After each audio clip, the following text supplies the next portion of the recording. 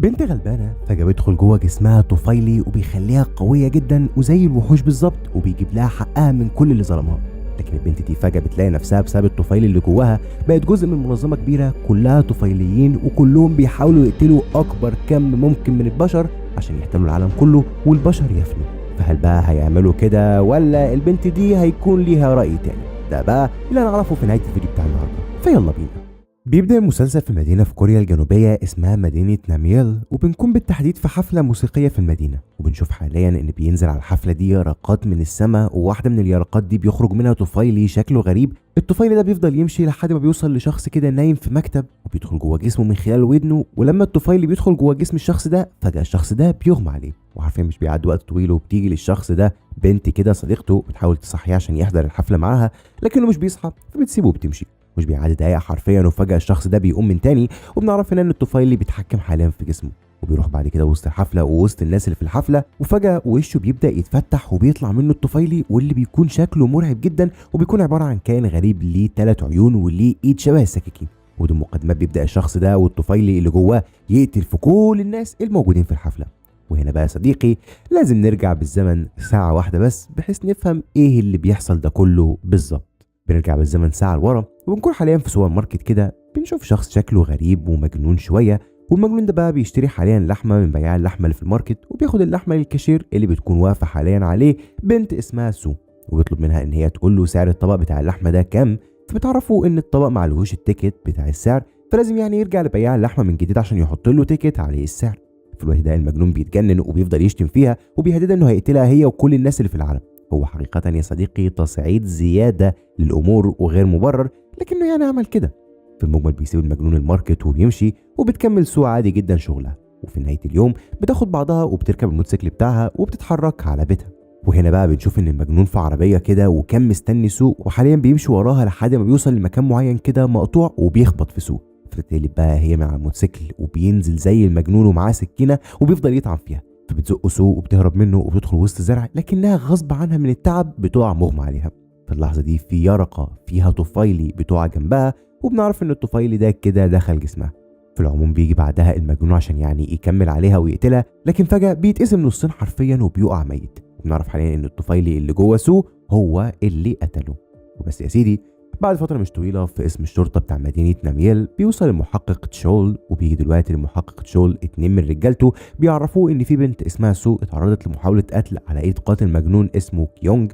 والشخص الغريب ده بقى اللي هو كيونج، رغم انه طعن سو اكتر من طعنة الا ان الطعنات دي اختفت من جسمها تماما، وهي حاليا في المستشفى بتتعالج. اما كيونج نفسه فاتقتل ومحدش يعرف مين اللي قتله بالطريقة البشعة اللي ميت بيها. بس يا سيدي بنفهم هنا يا صديقي ان الطفيلي اللي في جسم سو هو اللي انقذها من الموت، وهو طبعا اللي قتل المجنون كيونج. عامة بيكون بقى تشول يعرف سو كويس قوي، فبالتالي بيروح دلوقتي يزورها في المستشفى وبيتكلم معاها. فبنعرف من كلامه ان سو دي وهي طفله صغيره كان ابوها شخص مجرم ومريضه عقليا، وحاول كذا مره ان هو يقتلها، لكنها بلغت الشرطه وجم انقذوها بقياده تشول. ومن وقتها وتشول يعرف سول كويس جدا ويعني على علاقه طيبه بيها.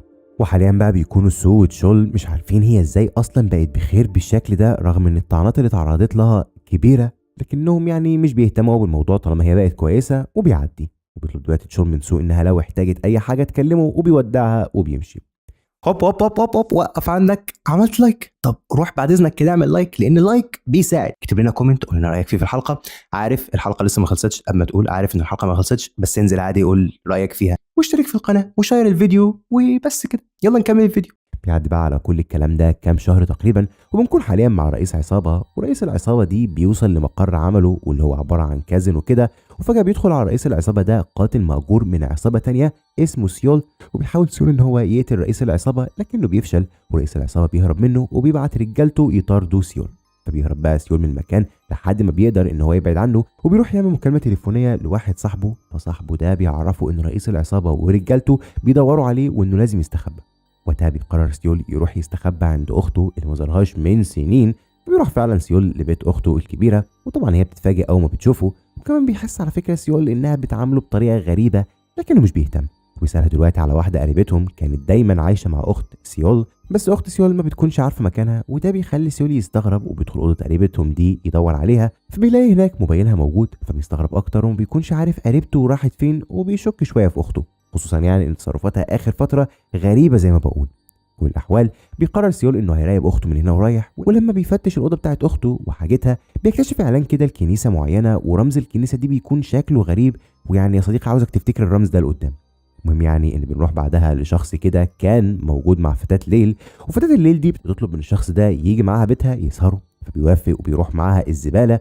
لكنه اول ما بيوصل معاها بيكتشف ان فتاة الليل دي جايبه له مجموعة من الرجالة دول اصلا بيتكلموا مع البنت دي، وبنعرف من كلامهم ان البنت دي او فتاة الليل دي والرجالة كلهم اللي معاها كلهم تبع الكنيسة الغريبة اللي فيها اخت سيول، وكلهم كده عبارة عن منظمة، وكلهم بيشتركوا في حاجة واحدة بس، وهي ان الطفيليات مسيطرة عليهم كلهم، وهم اصلا خاطفين الشاب ده بحيث يحولوه هو التاني لطفيلي زيهم. وفجأة وشوش الناس دي بتتفتح وبتخرج الطفيليات وبيهاجموا الشاب ده، لكن الشاب بيهرب منهم. وفي اللحظة دي ولحسن حظه بتوصل لمكان قوة خاصة من الشرطة بقيادة محققة اسمها تشوي، وبنعرف ان تشوي وفرقتها هدفهم هي مطاردة الطفيليات، وده لانهم عرفوا مكان الطفيليات دول فجم يقبضوا عليهم. وهنعرف قدام على فكرة عرفوا مكان الطفيليات دول ازاي، بس المهم ان تشوي ورجالتها بيطاردوا الطفيليات دول وبيفضلوا يقتلوا فيهم، ما عدا طفيلي واحد بيهرب من تشوي وبيروح لعربيه كده تبع تشوي وبيفتحها، فبيلاقي فيها شخص مقنع. الشخص المقنع ده هو واحد من الناس اللي جواهم طفيلي، وتشوي قبضت عليه قبل كده، واسمه بالمناسبه كلب الصيد، وبرضه خليك فاكر اسمه. المهم الشخص الطفيلي اللي بيلاقي كلب الصيد بيكون هيحرره، بس بتيجي تشوي وبتخلص عليه. بعد اللي حصل ده بقى تشوي ورجالتها بيلاقوا في المكان هنا رموز الكنيسه اللي بتروحها اخت سيول على طول، وبيعرفوا حاليا ان البشر الطفيليين مؤسسين الكنيسه او المنظمه دي عشان يحولوا بشر اكتر زيهم. طبعا شوي بتترعب من الكلام ده كله، بس بتقرر ما تسكتش. في نفس الوقت ده ولكن في مكان تاني بنشوف ان سو راكبه اتوبيس كده ومروحه بيتها، بس فجاه في شخص بيركب مع سو الاتوبيس، فبتبدا سو تحس بموجات غريبه ناحيه الشخص ده، وتسمع كمان اصوات غريبه. وبنعرف ان سو حست بكده لان جواها طفيلي والشخص ده زيها، فبيصدروا موجات لبعض. المهم يعني ان سو بتخاف فبتنزل من الاتوبيس وبتبعد عن الشخص ده. في نفس الوقت ده بنشوف الشخص ده بعدها بيتصل باخت سيول وبيعرفها انه لقي واحده طفيليه زيهم ولازم يعني يوصلوا لها ويضموها. وركز يا صديقي، طفيلي او طفيليه الكلمه دي هستخدمها دايما على اي بني ادم جواه طفيلي. المهم فعلا بتخرج اخت سيول من البيت وبيخرج سيول وراها، وبنشوف ان اخت سيول والشخص الغريب ده بيوصلوا عند سو وبيقدروا يثبتوها، وبيعرفوها بقى الغريب واخت سيول انها طفيليه زيها زيهم، ولازم يعني تثبت الكلام ده قدامهم عشان يعني يتاكدوا. طبعا بتكون سو مش فاهمه اي حاجه من اللي بيقولوها، فبيقرروا يقتلوها. بس فجاه بقى بيخرج الطفيلي من سو، وبنلاحظ ان الطفيلي ده بيخرج من نص وش سو، وهنفهم يعني ليه قدام. بس المهم اخت سيول والغريب بيتاكدوا ان سو تبعهم، فبالتالي بيقرروا ما يعملوش حاجه، وبيدوها بس منشور عن الكنيسه اللي فيها المنظمه بتاعتهم، وبيطلبوا منها انها تنضم لهم، وبيودعوها وبيمشوا. بعد كده بنشوف ان سيول كان في المكان وشاف كل اللي حصل ده وعرف حقيقه اخته. فالمهم يعني ان سيول كان هيمشي، بس بتشوف سو وبتثبته، او الطفيلي اللي جواها بيثبته بمعنى ادق، وبيطلب الطفيلي ده حاجه من سيول، ما نعرفش ايه هي الحاجه دي الصراحه. ولكن بعد شويه بتفوق سو ومش بتفتكر اي حاجه، فبتكلم معاها سيول وبيعرفها حاليا ان في طفيلي جوه جسمها، وان الطفيلي المفروض كان هيسيطر على دماغها بالكامل، لكنه ما قدرش يسيطر على دماغها بالكامل لانه لما ارتبط بيها كانت مصابه، واضطر ان هو يشفي جسمها من طعنات السكينه اللي كانت مطعونه بيها، وعشان كده الطفيلي ما قدرش يسيطر على دماغها بالكامل بل النص بس، وعشان كده هي بقت متحوله مش طفيليه. وعرفها سيول ان الطفيلي ده مش عاوزه تروح لجماعه اخت سيول، لانهم لو عرفوا انها متحوله او نص طفيلي هيقتلوها. وبيعرفها سيول كمان ان اصلا الطفيلي اللي جواها هو اللي طلب منه يقول لها كل الكلام ده لانه مش بيعرف يتواصل معاكي، ولما بيسيطر على نص دماغك بتكوني اصلا فاقده للوعي. وبس بعد ما خلص سيول كلامه بيسيبها وبيمشي. بعد اللي حصل ده يا سيدي بتروح سو البيت وما بتكونش فاهمه اي حاجه من اللي قالها سيول، فبالتالي بتقرر بقى تفهم كل حاجه، فبتجيب كراسه وبتكتب فيها رساله للطفيلي يقول لها هو مين. وبس بتنام شويه، ولما بتفوق تاني بتلاقي ان الطفيلي كتب لها فعلا في الكراسه، وبيكون الطفيلي ده عرفها بنفسه وانه خرج من يرقه وارتبط بيها وانقذها من الموت والكلام ده كله. بس في سبيل ده كله ما قدرش يسيطر على دماغها بالكامل زي ما المفروض يعمل مع اي بني ادم، وسيطر بس على نص دماغها، وهو مش بيقدر يتحكم في جسمها خالص الا للاسف لمده ربع ساعه بس كل يوم، وغالبا السيطره دي بتبان لو تعرضت لخطر. وبيأكد عليها الطفيلي انها ما تروحش الاجتماعات المنظمه لانهم لو عرفوا حقيقتهم هيقتلوهم. وبس اخيرا بيقول لها دلوقتي انهم شركاء في الجسم ده ولازم يعني يحافظوا عليه. طبعا بتتصدم سو من كل اللي بتقراه ده وما بتكونش فاهمه اي حاجه ولا عارفه هي هتعمل ايه في حياتها بعد كده. بس عامه على الجانب الاخر وفي نفس الوقت ده بنشوف تشول بيروح للقسم اللي بيشتغل فيه، ولما بيوصل بيتفاجئ ان تشوي وفرقتها مسيطرين على القسم وبيعملوا اشعه سينيه لاي حد داخل القسم. بعد كده بقى بتجتمع تشوي بتشول والكل وبتعرفهم حاليا انها كانت بتعمل اشعه سينيه ليهم عشان تتاكد ان مفيش طفيلي جوه جسمهم، واتاكدت من كل ده.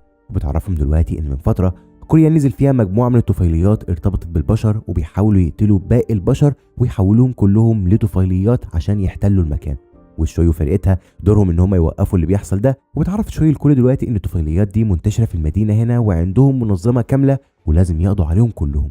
وتعرفهم شوي كمان ان الطفيلي عشان يموت لازم يقتلوا جسم الانسان اللي هو فيه وساعتها هيموت هو كمان، ولازم يعني يقتلوا جسم الانسان ده بضربه واحده في قلبه فبالتالي هيموت هو والطفيلي اللي جوه.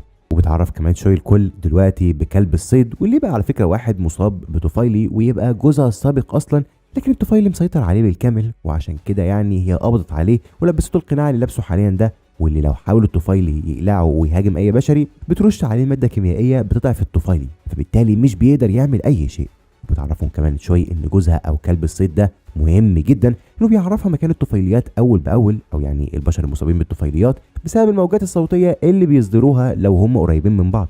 واتعرفت شوي الكل انهم يقدروا يعرفوا الشخص اللي قدامهم ده جواه طفيلي ولا لا من خلال الاشعه السينيه او من خلال خصله شعر من الشخص اللي جواه الطفيلي، واللي بمجرد ما بتقطع منه شعره واحده بس هتتفتت وتتدمر وتعرف بكده ان الشخص اللي خدت منه الشعر ده مصاب بالطفيلي.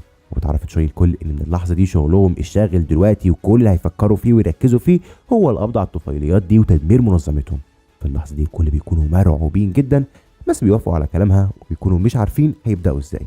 تاني يوم بقى بنشوف ان سيول بيروح لمحل كده وبيبيع الساعه بتاعته بحيث يقدر يجيب فلوس. بعدها بيروح سيول لمحل موبايلات وبيسيب له هناك الموبايل بتاع قريبته اللي قلت لك اختفت بحيث يعني يفتحوا له على امل ان سيول يقدر يلاقي قريبته دي. وبالمناسبه سيول ليه موبايلها في البيت زي ما قلنا وعشان كده هو جابه لغايه هنا.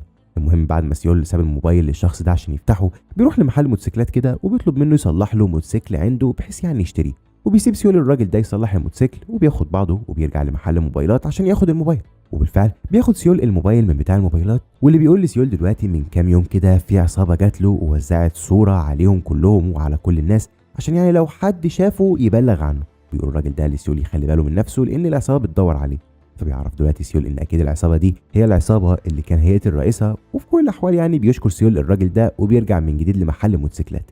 وهنا بقى بيتفاجئ سيول بان رجاله العصابه قدامه فبيعرف على طول ان بتاع محل موبايلات ده بلغ عنه. فبيبدا بقى سيول يضرب في الكل في معركه قويه جدا وبيفضل سيول يهرب منهم وفي النهايه بياخد موتوسيكل وبيهرب من المكان خالص.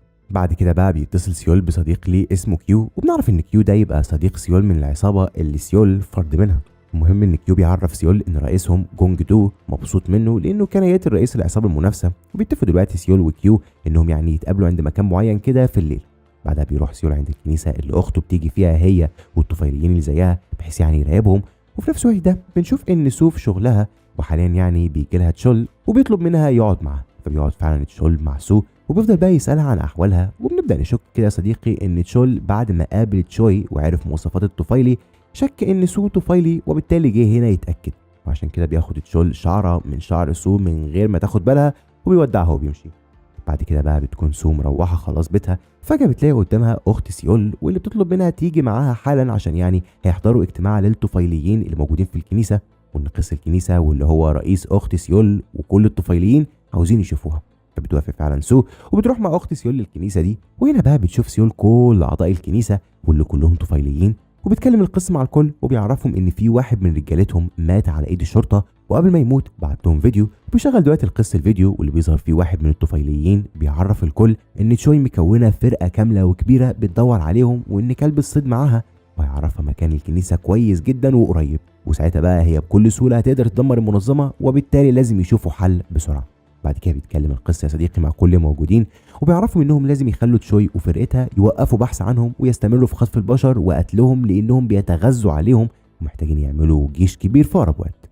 وبس يا سيدي بيخلص الاجتماع على كده. وعلى الجانب الاخر بنشوف ان سيول لسه بيراقب الكنيسه وبيشوف دلوقتي مخزن كده جنب الكنيسه، فبيدخلوا وبيتفاجئ دلوقتي في المخزن ده بكميه كبيره من البشر المقتولين ومحطوطين في اكياس. وبنعرف ان البشر دول هم اللي الطفيليين بيتغذوا عليهم دايما وعشان كده هم حاطينهم في المخزن.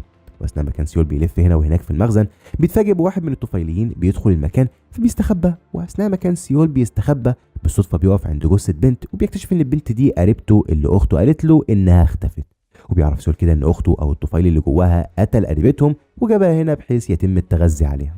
ده بقى بيجنن سيول وبينسى نفسه وبيروح يهاجم الطفيلي اللي في المخزن. بعد كده بيهرب من المكان بس صوته بيكون اتسمع، فبيبعت دلوقتي القس كل الطفيليين يدوروا على سيول ويجيبوه. في الاثناء دي بيتفاجئ سيول قدامه بمجموعه من رجاله العصابه اللي اصلا عاوزين يقتلوه، وفعلا بيمسكوه، بس قبل ما يقتلوه بيوصلوا الطفيليين للمكان وبيهجموا على الكل. فبيسيبهم دلوقتي سيول يقتلوا في بعض وبيهرب هو من المكان. وعلى فكره في النص بيقابل سو فبتهرب معاه وبيفضلوا يهربوا لحد ما بيروحوا في مكان كده في كيو صاحب سيول، وعلى طول بيركبوا العربيه مع كيو وبيهربوا من المكان. وبيكون في طفيلي على فكره عارف ان سيول هرب، فبيطير حرفيا الطفيلي ده، لان بالمناسبه الطفيليات بتقدر تطير يعني يقدر يلحق سيول. المهم يعني ان سيول كان لسه مع كيو وسو في العربيه، وبيقول دلوقتي لكيو ان رجاله العصابه بيعرفوا مكانه دايما وكأن حد بيقول لهم. فبيقول كيو لسيول ان هو اللي دايما بيقول لهم، بيطلع بعدها سكين عشان يقتل سيول. فبيفضل سيول يتعارك معاه، وسط ده كله بيجي الطفيلي على العربيه وبيبدا يهجم عليها، فبتحول سو وبتهجم على الطفيلي ده وبيخرجوا بره العربيه يتعاركوا. اما بقى العربيه فبتنحرف من سيول، وفجاه بيلاقي نفسه على حافه الجبل وبتكون العربيه هتقع.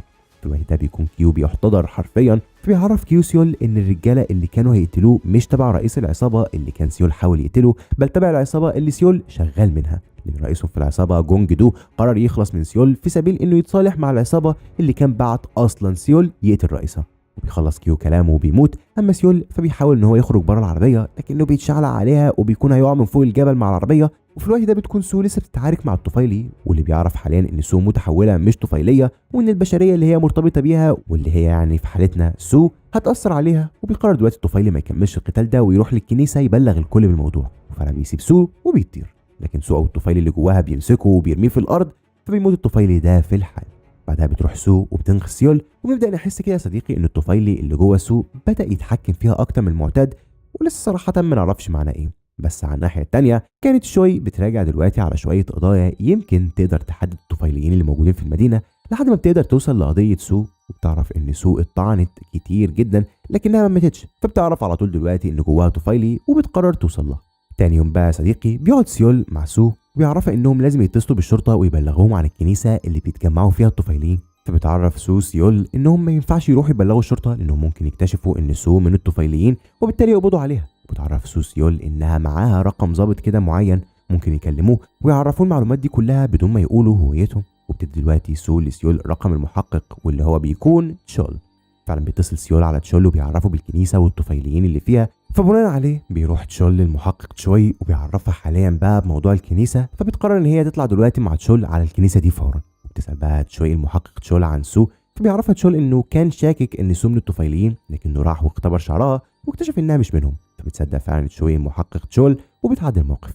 بعد فتره مش طويله قوي يا صديقي بنشوف ان تشول وتشوي ومعاهم قوه بيوصلوا عند الكنيسه، لكنهم مش بيلاقوا فيها اي طفيليين، وبيكونوا الطفيليين هربوا كأن في حد بلغهم من الشرطه قبل ما يوصلوا. المهم ان تشول بيبدا يلف في الكنيسه هنا وهناك لغايه ما بالصدفه بيلاقي ميداليه كده بتاعت مفاتيح، وبيكون عارفها كويس قوي لانه سبق وجابها هديه لسو. فبيعرف ان سو كانت في الكنيسه هنا قبل كده، وبيشك دلوقتي اكتر انها من الطفيليين، فبيقرر يكلمها ويشوفها. وبنشوف على فكره ان تشوي بتاخد بالها يا صديقي ان تشول خد حاجه من على الارض وخباها، فبتعرف على طول ان تشول مخبي حاجه معينه وبتقرر تعرف ايه هي. كل الاحوال بعد شويه بنشوف واحد من المحققين اسمه كانج بيروح يقابل زعيم الطفيليين القس، ومعاه باقي الطفيليين في مكان كده مستخبيين فيه حاليا. وبنعرف كده ان المحقق كانج رغم انه من البشر الا انه بيتعامل مع الطفيليين وهو اصلا اللي خلاهم يهربوا من الكنيسه. وحاليا بقى القس ده بيدي الكانج سلاح كده صنعه له، وبيطلب منه انه بالسلاح ده يقتل كلب الصيد اللي مع تشوي لانه خطر عليهم جدا. فبيوافق كانج وبيتفقوا على كده. بعد شويه بيتصل تشول على سو وبيتفقوا يتقابلوا في منتزه كده، وفعلا مش بيعدي وقت طويل وبيروح دلوقتي تشول يقابل سو وسيول في المنتزه. وبيفضل دلوقتي تشول يسال سو هل هي من الطفيليين بجد، وبيكون تشول شاكك شويه ان سيول من الطفيليين وان سو خايفه منه عشان كده مش بتقول. فبالتالي بيضرب تشول سيول وبيطلب من سو تعترف ومش هيعمل لهم اي حاجه. وفي الوقت ده على فكره بتحس سو ان في حد من الطفيليين قريب جدا هنا، وبيكون احساسها في محله على فكره، لان بنشوف ان تشوي وكلب الصيد وصلوا للمكان لانها كانت بتراقب تشول. وحاليا بقى بتدخل تشوي تضرب سو وتقبض عليها، لكن سيول مش بيسمح بده وبيفك نفسه وبيضرب تشول وبياخد سو وبيهربوا من المكان. وبتفضل بقى تشوي تدور عليهم هنا وهناك، وبيوصلوا على فكره قوه كمان من الشرطه وبيفضلوا يدوروا على سو وسيول مع تشوي. وبتكون مع القوه دي كانج واللي بيستغل ان الكل مشغولين وبيروح لكلب الصيد وبيخلص عليه. بعد كده بقى بيقدر تشوي ان هو يوصل لسو، وبيفضل يقول لها تعرف الكل انها مش طفيليه، لكنها طبعا مش بترد عليه ولا بتعرف تقول ايه. في الاسواق ده بتلاقي تشوي ان كلب الصيد جوزها اتقتل، وبتفكر دلوقتي ان سو هي اللي قتلته، فبتاخد القناع اللي لابسه كلب الصيد. بتروح بعد كده تلبسه لسو وبتقبض عليها، وبتقرر تخلي سو هي كلب الصيد الجديد. اما بقى سيول فلما بيلاقي سو اتقبض عليها بياخد بعضه وبيهرب، وهو حرفيا ما يعرفش هيعمل ايه ولا يروح فين. تاني يوم بتكون تشوي وتشول قاعدين مع الضباط وبيتواصلوا مع القيادات العليا، وبتقول دلوقتي تشوي للكل ان سو معاهم وانها من الطفيليين وهتساعدهم، لكن تشول بيتدخل وبيقول ان سو مش من الطفيليين وانها لسه بشريه، وبالتالي بيقرروا القيادات حاليا انهم هينقلوا سو الاول لمركز مختص عشان يتم فحصها ويتاكدوا هي من الطفيليين ولا البشر، واللي هيشرف على العمليه بتاعه النقل دي هتكون قوه بقياده تشوي وتشول. بعد كده بقى بيجوا 2 من رجاله تشول وبيعرفوه انهم قدروا يحددوا مكان سيول، فبيقرر تشول يروح يقبض عليه فورا. في نفس الوقت ده بتيجي مكالمه لكانج من القس، وبيعرف كانج القس ان هيتم نقل سو لمركز مختص عشان يتم عليها دراسات وفحوصات، وده بيكون القس مش عايزه لان بالشكل ده البشر يعرفوا اكتر عن الطفيلين، فبيقرر القس ان هو والطفيلين يهاجموا عمليه النقل دي ويمنعوها بالعافيه. بعد كده بيروح تشول وبيقبض على سيول يا صديقي، وساعتها بيعرفوا سيول ان سو نصها بشري ونصها طفيلي، وانها غير كل الطفيليين و100% هتساعدهم يخلصوا من حوار الطفيليين ده. وبيعرفوا كمان انه شاف المحقق كانج وهو بيقتل كلب الصيد وان هو اصلا من الطفيلين، فبتصدم تشول جدا وبيعرف سيول انه عاوزه يساعده في تهريب سو، فبيوافق فعلا سيول وبيروح دلوقتي على الاسم وبيقتحم المكان وبيتعالج هو واحد من الضباط، وبيقدر سيول يتغلب على الضابط ده وبياخد لبسه وبيكون هيشارك في عمليه النقل. وفعلا بعد وقت مش طويل بتبدا عمليه النقل، وبيكون سيول مع الضباط وبيكون كمان تشول وكانج وتشوي مع عمليه النقل دي. وبعد شويه بتبدا العمليه، وعند جسر معين بيهجموا الطفيليين على العمليه كلها وبتدور معركه من اقوى ما يكون. في الوقت ده بيروح سيول عشان يعني يهرب سو، لكن بتجيله سيول وبتهجم عليه وبيفضلوا يتعاركوا سوا لحد ما بيجي وحش وبيهجم عليهم، وبيستغل سيول الفرصه وبيروح لسو وبيفكها وبياخدها وبيهربوا. في الوقت ده بيجي وحش يهجم عليهم فبيقتلوا تشول وبيسمح لهم يهربوا. بعد كده بقى كانج بياخد تشول يا صديقي وبيطاردوا سوا سيول وسو، لكن في نص السكه كانج بيغير اتجاهه وبتقلق سو على تشول، فبتوقف سيول وبتنزل بقى تشوف كانج واخد تشول على فين. في الوقت ده بقى بياخد كانج تشول لمكان كده، وهناك بيعترف كانج لتشول انه فعلا بيشتغل مع الطفيليين وانه مش طفيلي ولكن بيشتغل معاهم. في الوقت ده بيتصدم تشول ان صديق عمره كانج يطلع خاين وبيطلع مسدسه عشان يهاجمه، بس بيجي القس كبير الطفيليين فبيضربوا تشول بالنار. وهنا بقى بيخرج الطفيلي من القس وبيقطع رقبه تشول حرفيا وبيدخل جوه جسمه وبياخد شكل تشول، وده طبعا اللي عاوزينه الطفيليين عشان يستخدموا جسم تشول ضد تشوي وقوتها، وعشان كده اصلا من البدايه كانج جابوه هنا. المهم بتوصل سو في الوقت ده وبتشوف كل اللي حصل، وطبعا بتتصدم وبتزعل جدا على تشول، وبيقدر دلوقتي الطفيلي اللي جواها ان هو يسيطر على جسمها، وحرفيا بيبدا يتعارك مع الطفيلي اللي جوه تشول معركه من اقوى ما يكون. لكن بيجي كانج وبيكون هيقتل سو، وفي اللحظه دي بيوصل سيول بعربيته وبيكون هيدخل في كانج، فبيهرب كانج من قدامه. بعدها بياخد سيول سو في العربيه وبيهربوا. اما بقى كانج فبياخد راس تشول عشان يعني يتخلص منها، وبيقرر الطفيلي اللي جوه جسم تشول واخد شكله حاليا انه يجهز نفسه ويروح بقى للشرطه والكل ويخليهم يحسوا ان هو تشول، وبيقرر طبعا ياجل التدوير على سو فتره كده لحد ما يقدر ان هو يخلص على تشوي نفسها. اما بقى سيول فبيكون مع سو يا صديقي في العربيه وبيهربوا وبيتكلموا دلوقتي سوا، فبنعرف حاليا ان الطفيلي اللي مسيطر عليها عاوزها تبعد فتره كده وتختفي عن الانظار، ويعني في الفتره دي تحزن على تشول براحتها، وفي الفتره دي هيكون الطفيلي مسيطر على جسمها بالكامل. وبس يا سيدي بتعدي فتره على كل ده، وبنشوف حاليا تشوي وكانج وتشول الطفيلي وباقي الضباط بيتواصلوا مع المسؤولين، وحاليا بقى المسؤولين بيتكلموا مع تشوي وبيعرفوها انها لازم في اسرع وقت تقضي على كل المسؤولين اللي في المدينه، لان الموضوع انتشر والاعلام اضطر يتكلم عنه. ده غير ان بعد 3 ايام عمده المدينه جاي زياره لاحتفال موسيقي ضخم، ولازم العمده يعني قبل ما يجي الاحتفال ده يكون خطر الطفيليين انتهى، لان العمده ده مرشح للرئاسه في الانتخابات الجايه وشخص ذو قيمه كبيره. فبتوافق تشوي وبتعرف المسؤولين انها تقود عمليه التطهير الضخمه جدا دي ضد الطفيليين وهتبيدهم كلهم. وطبعا بتقرر تشوي تقوم بالعمليه بتاعه التطهير دي بالاشتراك مع تشول اللي هي لسه ما تعرفش للاسف انه طفيلي. على الجانب الاخر بنشوف ان سيول في محطه قطر كده وبيكلم صديق ليه اسمه سيوك، وبيطلب من سيوك انه يجي يقعد عنده، فبيوافق سيوك وبيبعت له بعدها عنوان بيته. وفي نفس الوقت بنشوف ان اخت سيول الطفيليه واللي بنعرف ان اسمها بالمناسبه هي كانت حاليا مخترقه موبايل سيول، وبتقدر هي تعرف مكانه هو وسو، فبالتالي بتكلم هي تشول وبتعرفوا انها حددت مكان سو وسيول، فبيطلب منها تشول ان هي تروح تخلص عليهم، فبتوافق هي وبتقفل معاه. على الناحيه الثانيه بقى بتوصل سو وسيول لبيت سيوك صديق سيول وبيقعدوا فيه، وبتتكلم دلوقتي سو مع سيول وبتعرفوا انها عايزه تتواصل مع تشو، وتعرفها ان تشول وكانج من الطفيليين لانهم طبعا هيحاولوا يخلصوا على تشوي ورجالتها في اقرب وقت. وقتها بيرفض سيول الكلام ده وبيعرفها ان تشوي مش هتصدقها ابدا وهتحاول تقبض عليها برضه، فالموضوع ملوش لازمه. في الوقت ده بتسكت سو وبتعدي الموقف، ولما بينام سيول بتمشي سو من البيت وبتتواصل بالتليفون مع تشوي وبتعرفها انها سو وبتطلب منها تقابلها. ففعلا بتروح تشوي وبتقابل سو، وفي الوقت ده بتعترف سو لتشوي بكل حاجه وانها جواها طفيلي بس مش متحوله بالكامل زي باقي الطفيليين. وبتعرف سو كمان تشوي ان تشول وكانج من الطفيليين، بس تشول مش بتصدق، وبتعرفها دلوقتي انها هتطلع مع تشول وكانج عمليه التطهير الجايه اللي مع الطفيليين. وقتها بتقول لها سو ان اكيد ده فخ وهتموتي، لكن تشوي يا صديقي مش بترضى تصدقها. وفجاه بيوصلوا ظباط تبع تشوي بحيث يقبضوا على سو، لكن سو او الطفيلي اللي جواها بيستخدم قوته وبتهرب فورا من المكان. بيوصل عندها بعد كده سيول لانه اصلا كان نازل يدور عليها، وبياخدها حاليا وبيمشوا من هنا وبيهربوا.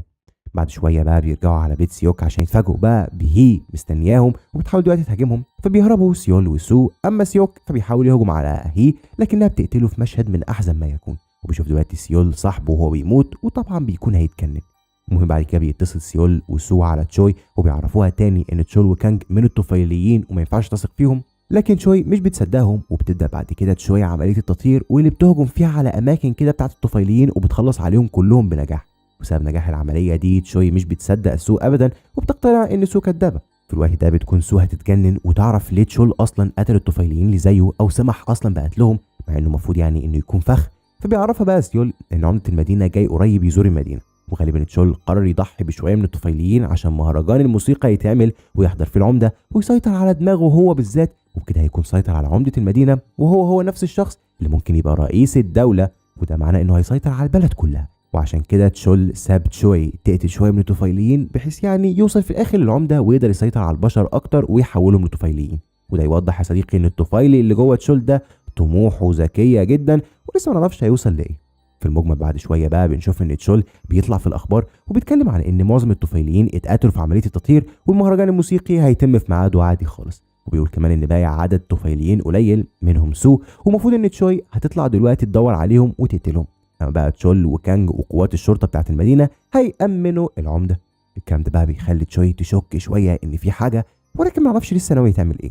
بعد شويه بقى بنشوف ان اخت سيول بتتصل بسو وسيول وبتطلب تقابلهم، فبيروحوا فعلا يقابلوها وبتعرفهم هنا ان الطفيلي القائد اللي جوه تشول خانها هي وجنسها وسلمهم كلهم لتشوي عشان تقتلهم، وكل ده عشان يقدر يسيطر على راس العمده. وبتعرفهم بقى انها عايزه تنضم ليهم وتنتقم منه، فبيوافقوا طبعا كلهم وبيتفقوا على كده. بعد كده بقى يا صديقي بنشوف ان تشوي رايحه المهمه اللي تشول قال عليها، فبتتصل عليها سو وبتعرفها انها لازم ترجع المهرجان وتحمي العمده من تشول. بتوافق تشوي وبتقرر تعمل كده لانها فعلا بدات تشك. وفعلا بعد شويه بيبدا المهرجان وبيوصل سيول وبيبدا بقى يراقب كل حاجه لحد ما الطفيلي بيخرج من جسم تشول وبيبدا يهاجم الكل بحيث يوصل للعمده. وفي الوقت ده واحد من حراس العمده بياخده وبيروح مكان كده يستخبوا، فبسرعه بتروح هي وسيول وراه عشان يحموه. وبنشوف على فكره ان كانج بياخد الطفيلي اللي كان جوه تشول وبيروح ورا العمده، وبينطلق دلوقتي الطفيلي على العمده بحيث يدخل جواه. لكن قبل ما ده يحصل بتوصل هي وبتهاجم الطفيلي ده وبتمنعه، وبيجي بعدها سيول وبياخد العمده وبيكملوا هروب. اما الطفيلي فبيقتل هي، بعدها بيقتل كانج وبيستحوذ على جسمه، وبيروح بعدها عشان يدور من تاني على العمده. والمره دي بتيجي سو وبتتقاتل معاه في معركه من اقوى ما يكون، وضربه يمين على ضربه شمال بيكون كانج والطفيلي القائد اللي جواه هيتغلبوا على سو. لكن بتوصل تشوي في الوقت المناسب وبتقتل كانج وبينتهي الخطر على كده. وبتسمح بعد كده تشوي لسو وسيول يمشوا بدون ما تعمل لهم اي مشاكل وبيخلص الموضوع. وبس يا سيدي بتعدي فتره محترمه بقى على كل ده، وبنشوف ان سو بتشتغل حاليا في محل كده بتاع موبايلات وحياتها مستقره بعد ما اطمنت ان قائد الطفيليين مات ومعظم الطفيليين مات وخلاص يعني مفيش مشاكل من المتبقيين. والنهارده بقى بيجي سيول يزورها وبيتكلم معاها وبيعرفها انه انضم لتشوي وبقى ضمن فريقها في الشرطه، وبيعرفها ان تشوي عاوزها يعني تنضم ليهم هي كمان. بتعرفهم سو انها هتفكر وترد عليهم، وطبعا يا صديقي هنشوف الموسم الجاي هتوافق ولا لا. اخر مشهد بقى بنشوفه في المسلسل كله ان تشوي بتروح على الاداره اللي شغاله فيها وبتلاقي صحفي اسمه ايزامي مستنيها، وبيكون ايزامي ده شكله مقلق وبنشك كده انه ليه علاقه بالطفيليين وناوي يعمل حاجه. بس ايه بالظبط العلاقه دي وناوي يعمل ايه؟ للاسف مش هنعرف دلوقتي لان الموسم ده خلص، وهنعرف الموسم الجاي لما ينزل. ومع النقطه دي بينتهي المسلسل، واللي اتمنى يكون عجبكم. وبس كده، سلام.